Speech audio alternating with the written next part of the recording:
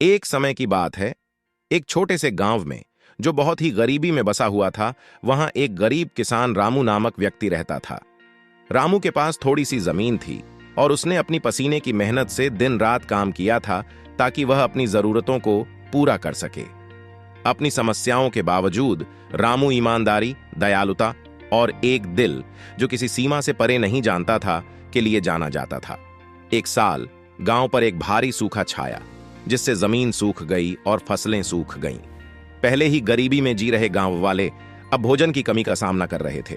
रामू, जिसकी थी एक छोटी सी कटी हुई फसल, ने फैसला किया कि वह अपने पड़ोसियों के साथ अपनी थोड़ी सी फसल साझा करेगा। रामू की यह छोटी सी श्रेष्ठता गांव में फैल गई और जल्दी ही दूसरे लोगों ने भी इसमें शामिल हो गए। प्रत्येक परिवार ने अपनी सीमित संसाधनों का योगदान दिया, एक छोटी सी सामूहिक भंडार बना देते हुए। यह बहुत कुछ नहीं था, लेकिन यह एक सामूहिक प्रयास था सुनिश्चित करने का कि कोई भी भूखा न रहे। गांव के बड़े व्यक्तियों को इस संयुक्त प्रयास के साथ प्रभावित करने की खबर मिली और जल्दी ही उन्होंने पास के शहरों से मदद मांगने का निर्णय किया। उन्होंने अपनी कहानी साझा की और शीघ्र ही राहत के प्रयास शुरू हो गए। गांव वालों को खाद्य, पानी और आगामी बोने जाने वाले फसलों के लिए बीज मिले। बारिश होने पर और फसलें फलने पर गांव ने न केवल अपनी जरूरतें पूरी कीं, बल्कि बढ़ भी गया।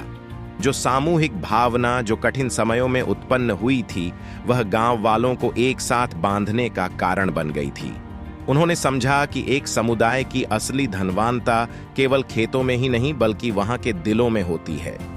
कहानी का सीख है कि विपदा के सामने भी एकता और दया एक कठिन परिस्थिति को बढ़ने और समृद्धि का एक अवसर में बदल सकती है।